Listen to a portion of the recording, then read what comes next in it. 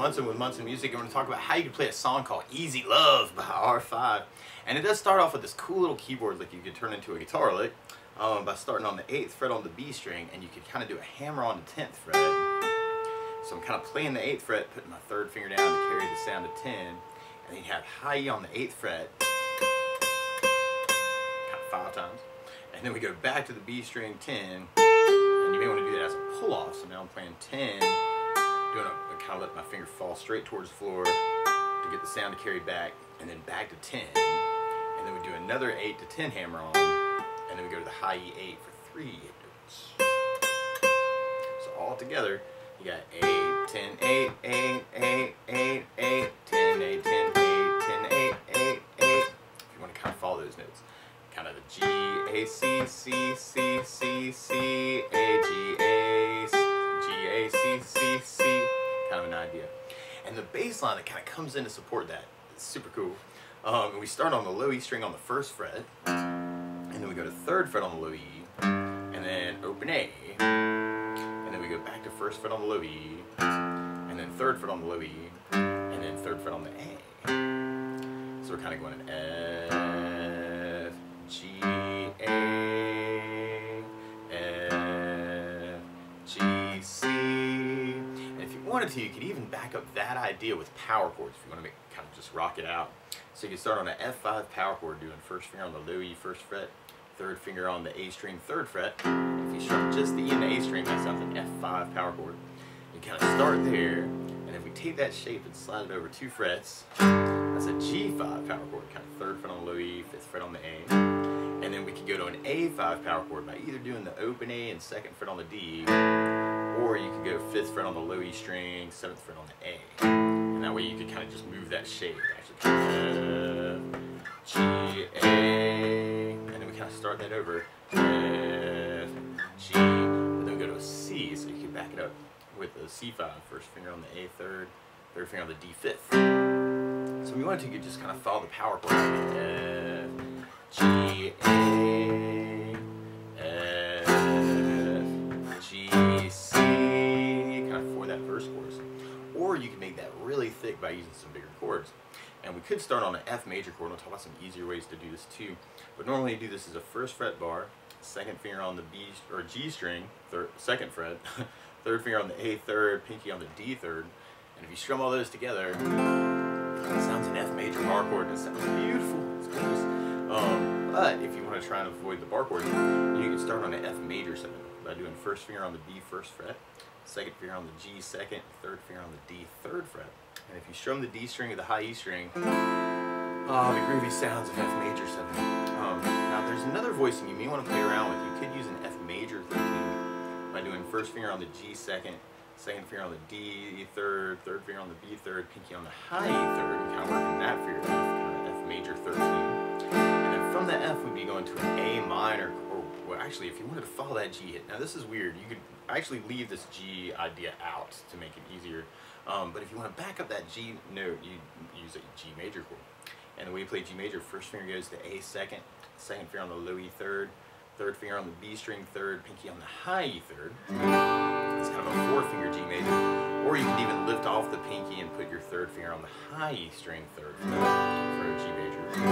But if you're doing that F major 13, that might be kind of a cool way to do it, is just kind of moving 1 and 2 for the G. And then we'd be going to an A minor chord.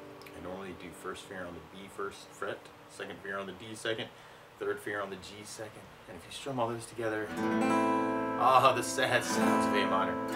Now around A minors in general, there's lots of cool sounds around A minor. You can take the 1st finger and lift it for an A sus2. You can add in the pinky on the B string 3rd for an A suspended chord, and kind of say some stuff around it. Or you can lift the 3rd finger for an A minor 7. Or you can use the pinky on the high E 3rd for an A minor 7. Or you may want to dig on an A7 sus by doing 1st finger on the D 2nd, 2nd finger on the G 2nd, 3rd finger on the B 3rd, pinky on the high E 3rd. Kind of working that for the A.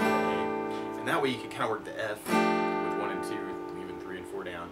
Leaving 3 and 4 down for the G, and then leaving 3 and 4 down for the A. And then we'd be going back to the F, and then back to the G, but then we go to a C major chord. And normally you do this 1st finger on the B 1st fret, 2nd finger on the D 2nd, 3rd finger on the A 3rd, And if you strum the A string to the high E string, that sounds a C major chord, and it sounds really, really happy. Now around C's, there are a lot of cool sounds.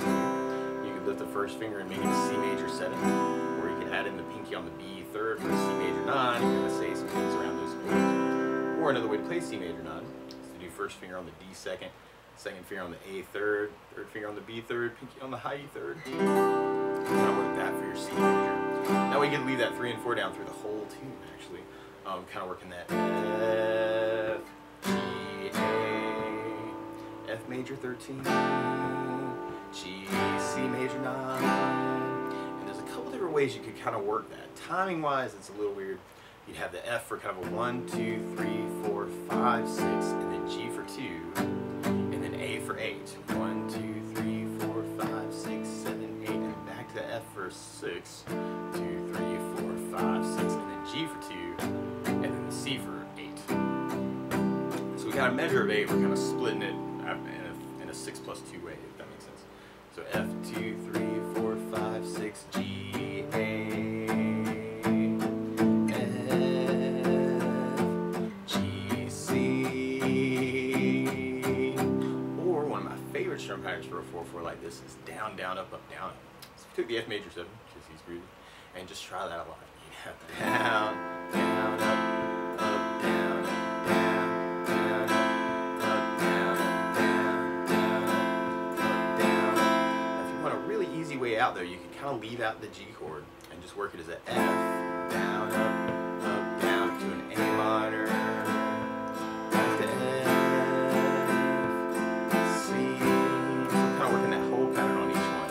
F, down, down, up, A minor, down, up, down, F, down, down, C, down, Or, what can also be cool is to get that G chord in there. You can take the F for a down, down, up, and then hit the G for the last down, up, and then do your A minor for the whole pattern. And then F for down, down, up, and then the G for down, up, and then the C for down, down, up, down. So you can't dig on that, you gotta get that G in there. F, down, up, G, A minor, F, down, up, G, C, F, down, up, G, A minor, F, down, up, G, C. Or for myself, what was feeling really good is something called a 16th note strum pattern. And what I mean by that is if you're tapping your foot to the beat, right now we're dividing that beat into 2 parts with our down, down, up, down, up. 1, 2, 1, 2, and that's called an 8th note. What a 16th note is where you divide that into 4 parts. 1, 2, 3, 4, 1, 2, 3, 4. And one of my favorite 16th note strum patterns is a long down, down, down, up, down, down, up, down, up. And what I mean by that is if you take the F and do it down for 4. 1, 2, 3, 4, 1, 2, 3, 4, 1, 2, 3, 4, 1, 2, 3, 4. That's what you're doing on the first beat. Then on the second beat, you do it down on 1, down on 3, up on 4. So we're going 1, 2, 3, 4, down, down, up, down, down, up, down, down, up. And then on the third beat, you do it up on 2, down on 3. So we're going 1, 2, 3, 4, 1, up, down, 1, up, down, 1, up, down. And then on the last beat, you'd be going down, up, right along with the 1, 2, 3, 4. Down, up, down, up, down, down, down, down. So all together, you got down, down, down, up, down, down, down, down, down, down, up, down, down, down, down, down, up, down, down. And one way to kind of work that through the tune is to do that whole pattern on the F and the A minor and the F and the C. Just leave the G out. So F, down, down, down, down, down, A minor.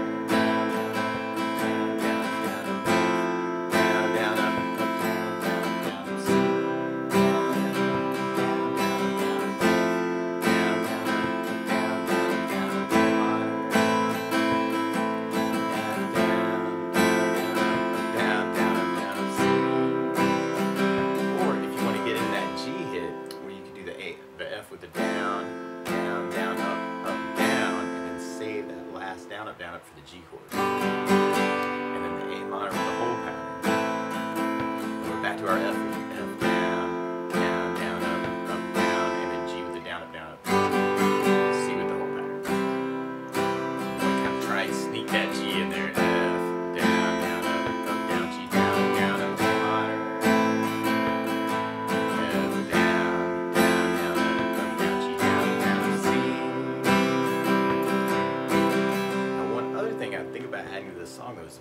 notes. And a lot of times on that first down of the down, down, up, down, up, you're throwing a bass for the chord. So on the F major 7, you'd have the D for the bass.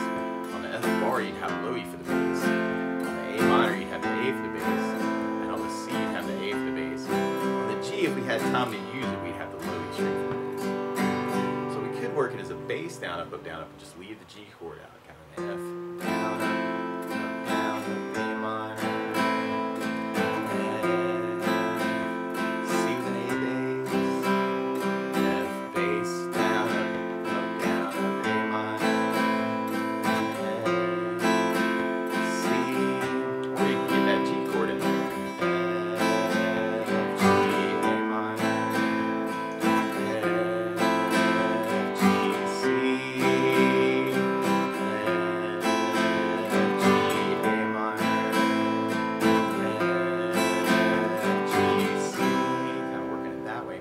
Or if you're digging on the 16th, you could work it as a bass, down, down, up, down, down, up, down, or a bass, bass, down, down, up, down, down, up, down, or a bass, bass, down, down, up, bass, down, up, down. And all be cool little variations to try. So you have the F, A minor,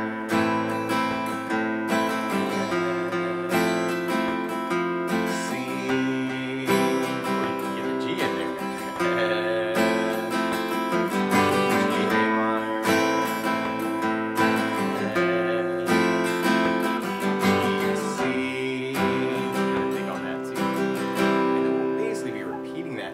Our bridge part. On our bridge, we start on the G major, and then we go to the F major, and then we're back to our G, and then we're back to our F. You can even work this with the power chords. If you want to turn G,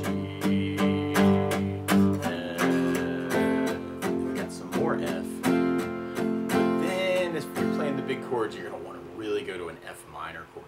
And normally, if you're doing the bar F major, if you just lift the second finger, always a fun finger to lift, that makes an F minor chord. It sounds really sad. Now this is actually probably the most tension you actually normally have to hold down in a bar, however.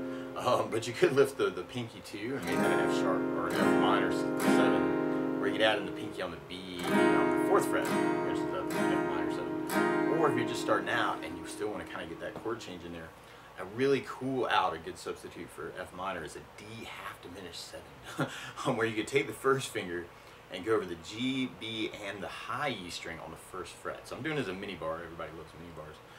So you could do the D string to the high E string, and that could be a good substitute from that. So you have the F major and the F minor, but you could play D half diminished.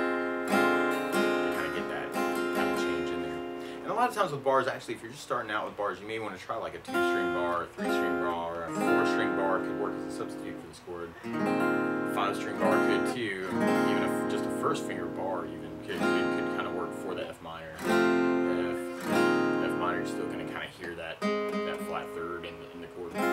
So we tried that with our bass down, up, down, up. We have the G.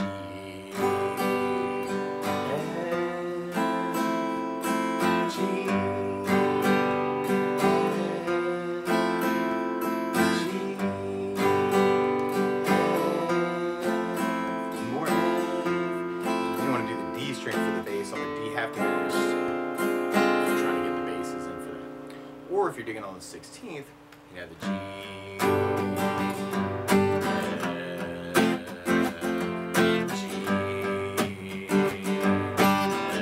I'm adding some right hand beating to that. G,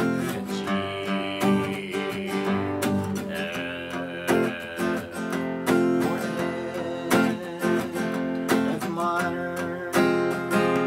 You may want to kind of abbreviate that. I was digging on kind of raking the strings on that and make that a little accent kind of thing. And then from there, then we go back into our main verse chorus. So F, G, A minor. Now if you know there are licks around these chords too, you can feel free to take this lesson and kind of run with it any way you want to. Or mix it up. There's all kinds of ways you can mix it up and kind of make it your own. And randomly something else that can be very cool is this lick, especially at the beginning, right? It's kind kind of a little pentatonic scale lick. And randomly, I just made a video on Munson Jam Tracks that kind of covers a lot of A minor pentatonic scales. So if you're interested in playing lead guitar over this, you could actually use an A minor pentatonic scale, kind of 5 to 8 on the low E, 5 to 7 on the A, 5 to 7 on the D, 5 to 7 on the G, 5 to 8 on the B, and then 5 to 8 on the high E string. And that lick that we're doing actually is kind of a little piece of the B.B. King box. Kind of an 8-10 on the B, 8-10 on the high E string.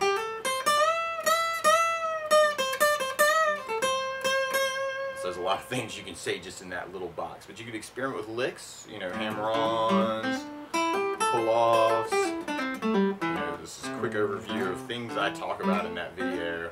Slides, double stops, patterns of 3 kind of things, ways of organizing your licks, bends. So anyway, so you may want to check out that video if you're kind of interested in playing some lead guitar over this tune. Might be kind of a cool thing to kind of do. But that's the basics of how you can strum through Easy Love by R5. So good luck.